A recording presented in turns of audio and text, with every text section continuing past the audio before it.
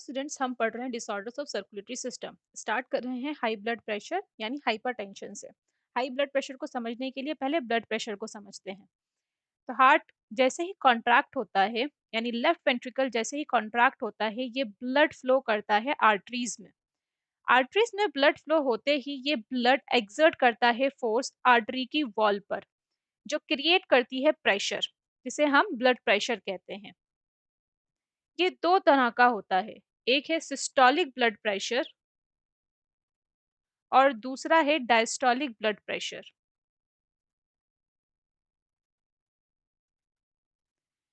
जब heart contract होता है, तो कॉन्ट्रैक्शन के नतीजे में जब ब्लड फ्लो करता है आर्टरीज में, और आर्टरीज में फ्लो होने वाला ब्लड इसकी वॉल पे फोर्स लगाता है।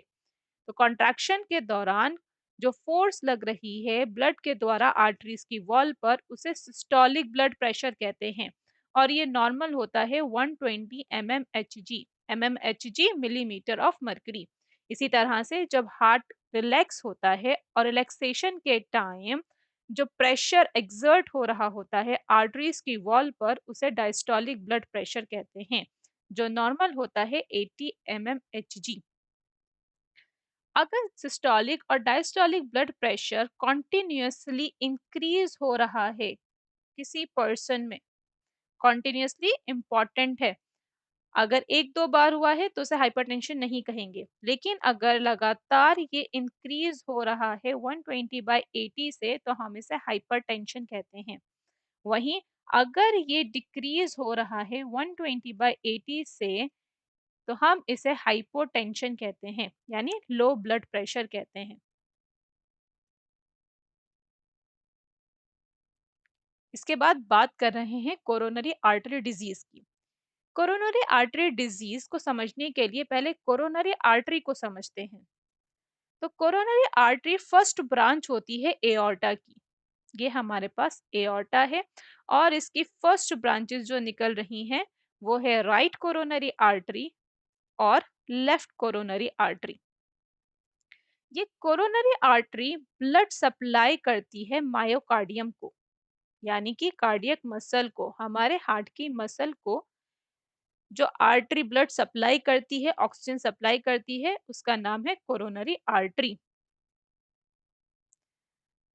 अब इनएडिक्वेट ब्लड सप्लाई की वजह से, यानी ये कोरोनरी आर्टरी किसी भी वजह से प्रॉपर ब्लड नहीं पहुंचा पाती कार्डियक मसल्स को, तो हम इसे क्या कह देते हैं? कोरोनरी आर्टरी डिजीज कह देते हैं।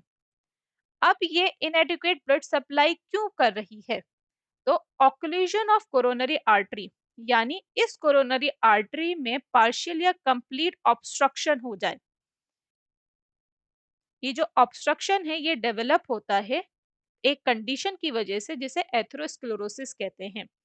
एथेरोस्क्लेरोसिस में क्या होता है कि हमारी जो आर्टरी है, ये हमारी नॉर्मल आर्टरी है, इसमें ब्लड फ्लो होता है। इसकी इनर वॉल पे डिपोजिशन होने लगता है कैल्शियम, फैट, कोलेस्ट्रॉल और फाइब्रस टिश्यू का। तो यहाँ पर ये सारा का सारा इसकी वॉल पे इकट्ठा होने लगता है। क्योंकि यहाँ पर डिपोजिशन हो गया है फैटी टिश्यूज का, तो यहाँ नैरोइंग हो जाती है, यानी ये रास्ता जो आर्टरीज का है ये पतला होने लगता है। अब क्योंकि यहाँ पे रास्ता पतला हो गया है, यहाँ जाने की जगह नहीं है, इस वजह से हमारे मायोकार्डियम यानी हार्ट मसल्स को प्रॉपर ब्लड नहीं मिल पाता। ठीक। तो ये जो यहाँ पर आप देख रहे हैं, ये जो डिपोजिशन है फैट का, इसको हम कहते हैं एथेरोस्क्लेरोटिक प्लैक, या सिर्फ प्लैक भी कह सकते हैं। तो जैसे ही एथेरोस्क्लेरोटिक प्लैक बनता है, तो यहाँ हमारे ब्लड में एक्टिवेट हो जाती हैं प्लेटलेट्स। ये प्लेटलेट्स जनरेट करती हैं थ्रोम्बस। थ्रोम्बस यानी कि ब्लड क्लॉट।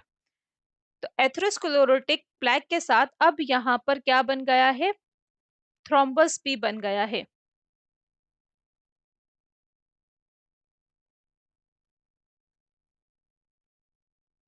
यहाँ पर मायोकार्डियम का पर्टिकुलर टिश्यू है, यानी इस टिश्यू में यहाँ इस आर्टरी कोरोनरी आर्टरी से ब्लड सप्लाई होना था। अब क्योंकि यहाँ पे नैरोइंग हो गई है, तो यहाँ पर क्या होगा, इनएडिक्वेट ब्लड सप्लाई होगी, यानी जितनी होनी चाहिए थी उससे कम होगी, जिसके नतीजे में धीरे धीरे यहाँ पर ऑक्सीजन का लेवल डिक्रीज होने लगेगा। ऑक्सीजन के लेवल को डिक्रीज होने की वजह से यहाँ पर एक कंडीशन डेवलप होगी जिसे इस्कीमिया कहते हैं। ठीक, इस्कीमिया यानी inadequate blood supply to any organ और area of the body due to obstruction of blood vessel. Blood vessel के ऑब्स्ट्रक्शन की वजह से किसी भी पर्टिकुलर टिश्यू में अगर ऑक्सीजन इनएडिक्वेट पहुंचती है तो हम उसे इस्कीमिया कहते हैं। क्योंकि यहाँ पे पर्टिकुलर अभी किसमें हो रही है, मायोकार्डियम में हो रही है, इसलिए क्या कह देंगे, इसे मायोकार्डियल इस्कीमिया कह देंगे। ठीक, अब मायोकार्डियल इस्कीमिया की वजह से दो कंडीशन डेवलप होगी। एक पहली एंजाइना, एंजाइना जिसे हम चेस्ट पेन भी कहते हैं। ठीक, ये रिवर्सिबल होती है, थोड़ी देर चेस्ट में पेन होता है और फिर नॉर्मल हो जाता है रेस्ट के बाद। लेकिन दूसरी कंडीशन है जो इरिवर्सिबल होती है। अब इरिवर्सिबल कंडीशन किसे कहते हैं, नेक्रोसिस को कहते हैं। नेक्रोसिस में क्या होता है, जब किसी पर्टिकुलर टिश्यू को ऑक्सीजन नहीं मिलेगी, जब ऑक्सीजन नहीं मिलेगी तो वहां पर वो टिश्यू डेड होने लगेगा, उस टिश्यू की डेथ होने लगेगी। और डेथ होने को हम क्या कहते हैं, नेक्रोसिस कहते हैं टिश्यू के। ठीक, तो हमने क्या कहा, मायोकार्डियल इस्कीमिया यानी कि इनएडिक्वेट ब्लड सप्लाई के नतीजे में क्या डेवलप हुआ, नेक्रोसिस डेवलप हुआ, यानी कि टिश्यू की डेथ हो गई। टिश्यू की डेथ होने को हम क्या कहते हैं, मायोकार्डियल इंफाक्शन या फिर हार्ट अटैक कहते हैं। हम कोरोनरी आर्टरी डिजीज में, कोरोनरी आर्टरी डिजीज क्या है, जब कोरोनरी आर्टरी इनएडिक्वेट ब्लड सप्लाई करती हैं हार्ट की मसल्स को, और ये किस वजह से होता है, ये ऑक्लूजन यानी कि डिपोजिशन की वजह से होता है, कोलेस्ट्रॉल, कैल्शियम और फैट के। कोलेस्ट्रॉल, कैल्शियम और फैट के डिपोजिशन के नतीजे में प्लैक बनता है और प्लैक के नतीजे में थ्रोम्बस बनता है, जिसकी वजह से ऑब्स्ट्रक्शन बढ़ जाता है, यानी कि हार्ट की मसल्स को अच्छे से ब्लड नहीं मिलता, प्रॉपरली ब्लड सप्लाई नहीं होता, जिसकी वजह से डेवलप होती है कंडीशन मायोकार्डियल इस्कीमिया। इस मायोकार्डियल इस्कीमिया के नतीजे में चेस्ट पेन होता है जो रिवर्सिबल होता है, थोड़ी देर रेस्ट करने के बाद ये चेस्ट पेन चला जाता है। लेकिन मायोकार्डियल इस्कीमिया की वजह से एक इरिवर्सिबल कंडीशन भी डेवलप होती है जिसे नेक्रोसिस कहते हैं। नेक्रोसिस यानी कि सेल का डेड हो जाना। इस नेक्रोसिस के नतीजे में जो कंडीशन डेवलप होती है उसे मायोकार्डियल इंफाक्शन यानी कि हार्ट अटैक कहते हैं। हार्ट अटैक जिसमें इम्प्रॉपर ब्लड सप्लाई की वजह से मसल, मायोकार्डियम मसल यानी हार्ट की मसल स्टॉप हो जाती हैं, कॉन्ट्रैक्शन रिलैक्सेशन स्टॉप हो जाता है। Heart failure. Heart failure means the state of heart when it is not pumping blood effectively enough to meet the need of the body. यानी हमारा हार्ट वीक हो गया है जिसकी वजह से ये इनफ ब्लड पंप नहीं कर पा रहा बॉडी को। तो इसे समझने के लिए यहाँ पे सर्कुलेटरी सिस्टम को देखते हैं। तो यहाँ पर लंग्स हैं, लंग्स से ऑक्सीजनेटेड ब्लड कैरी करती हैं पल्मोनरी वेन, और पल्मोनरी वेन इस ऑक्सीजनेटेड ब्लड को दे देती हैं लेफ्ट एट्रियम में। लेफ्ट एट्रियम कॉन्ट्रैक्ट होता है और ब्लड सप्लाई कर दिया जाता है लेफ्ट वेंट्रिकल को। लेफ्ट वेंट्रिकल से एओर्टा इस ब्लड को लेती हैं और सर्कुलेट कर देती हैं बॉडी टिश्यूज में। ठीक, और फिर डीऑक्सीनेटेड साइकिल स्टार्ट होती है। तो यानी हमने कहा ब्लड लंग्स में जा रहा है, लंग्स से लेफ्ट एट्रियम में, फिर लेफ्ट वेंट्रिकल में और फिर बॉडी में। लेकिन यहाँ पर क्या हुआ है, लेफ्ट वेंट्रिकल की मसल वीक हो गई हैं जिसकी वजह से ये बॉडी में प्रॉपर ब्लड सप्लाई नहीं कर पा रहा। लेकिन लंग्स के पास तो ऑक्सीजनेटेड ब्लड है जो ये ट्रांसफर कर रहा है पल्मोनरी वेन के थ्रू लेफ्ट एट्रियम में। यानी लेफ्ट एट्रियम में जो ब्लड का प्रेशर है वो इंक्रीज हो रहा है, और ये रिवर्सिबल बैक कहाँ पर है, लंग्स में जा रहा है। लंग्स में जाने की वजह से ये लीकेज होने लगती है फ्लूइड की, और यहाँ एक्यूमुलेट होने लगता है फ्लूइड लंग्स के टिश्यूज में।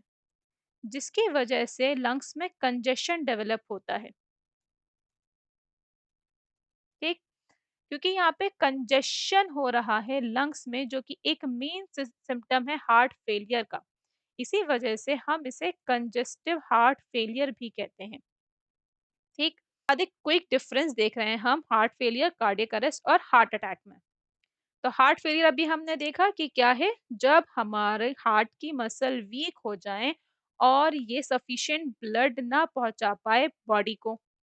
ठीक, कार्डियक अरेस्ट किसे कहते हैं, जब सडन स्टॉपेज हो जाए हार्ट बीटिंग की, यानी कि जो इलेक्ट्रिकल एक्टिविटी है हमारे हार्ट की, ये रुक जाए। और हार्ट अटैक किसे कहते हैं, जब हार्ट की मसल्स को इनएडिक्वेट ब्लड सप्लाई हो, जिसकी वजह से हार्ट मसल डैमेज हो जाए। ठीक, तो अगर ब्लड सप्लाई कम है तो क्या कहलाएगा, हार्ट अटैक। सडन स्टॉप होगा तो कार्डियक अरेस्ट। और अगर हार्ट की मसल वीक हो जाएंगी और ये प्रॉपर ब्लड पंप नहीं करेगा बॉडी में, तो इसे हार्ट फेलियर कहेंगे। आई होप आपको सारे डिसऑर्डर्स अच्छे से समझ में आ गए होंगे। आप इसे अच्छे से प्रिपेयर कर लीजिए।